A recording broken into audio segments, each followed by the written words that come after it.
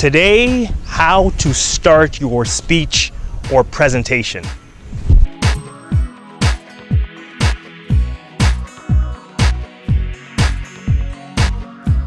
Before we get into how to start your speech or presentation, let's talk about how not to start your speech.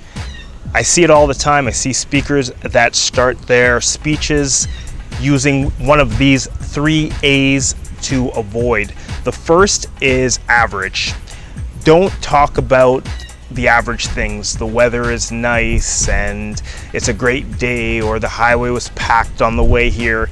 If something's average and people have talked about it already, try to avoid that so that you stand out. Next is ask. Don't ask your audience, can you see me okay? Is the sound okay? If the sound is not good, they'll be able to tell you, and you'll be able to tell as well. These questions about technical issues, save that for the people responsible for the technical issues, because there's no way to sound less professional than to be asking about all the stuff that you should have taken care of before you said your first word. And finally, apologize. Don't apologize for anything when you're on stage, unless there's something really egregious that you've done. However, a lot of people will start with saying something like, I have 30 minutes, I'm sorry, I can't get through everything, but I'll do as much as I can. And that weakens you.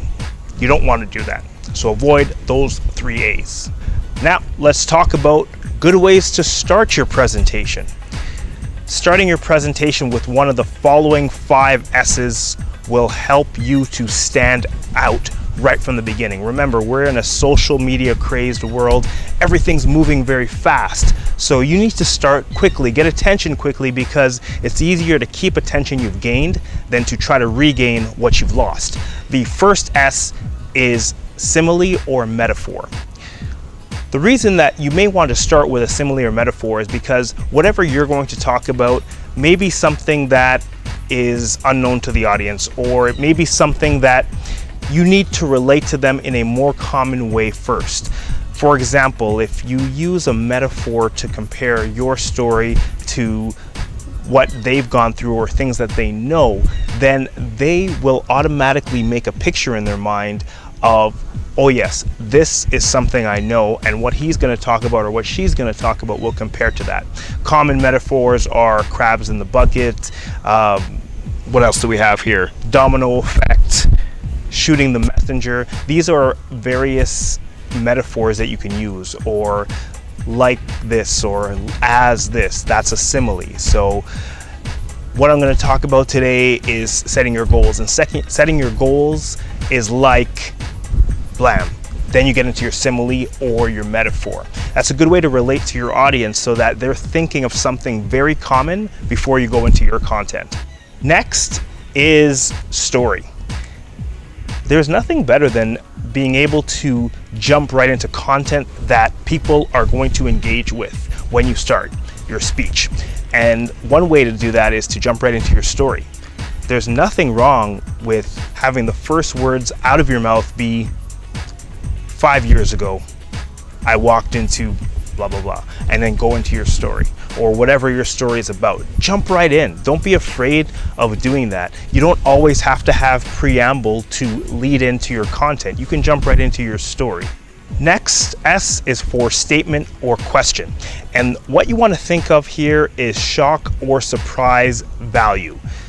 Can you start with a statement or a question that gets your audience thinking, wow, either I didn't know that, or I've heard it before, but not quite like this. So is there something that you can say? For example, did you know that only 1% of the population recycles, and that leads to, and then something dramatic, or something like that. Something that you can think of that is a surprising shock value statement or question. Did you know that only 20% of the population has written a will? That could be something that estate planners use. There's a lot of things that you can do to get your audience thinking, wow, I didn't know that, or I need to listen more because that's a shocking statement or question. Next is specific quote. What do I mean by specific? When you start your speech with a quote, there's nothing wrong with that, but if you give a quote that everyone's heard 1,000 times, they will assume subconsciously that whatever you have left to say in your speech, they've also heard before. If you start your speech by saying, Gandhi said, "Be the change you want to see in the world," that's a common quote, and nothing's wrong with that quote. However, if there's a lot of people in your audience that have heard it before, they may think, oh gosh, here we go, a common quote, a common speech, a common speaker. You don't want that. If you can start with something lesser known and specific, it makes your quote stand out more.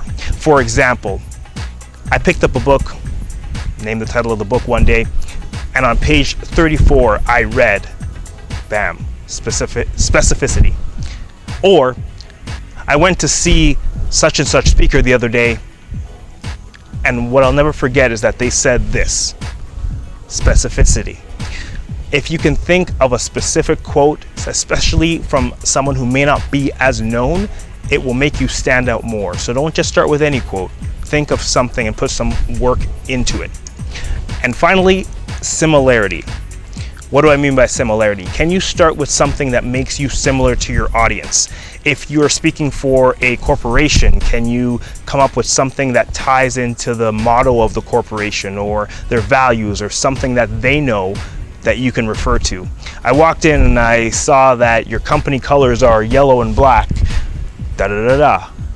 Similarity. Or can you say something to the audience that gets them thinking about their own personal lives that relates to your story? Have you ever had a time when something just didn't go right? They're thinking about their story and then you go into yours.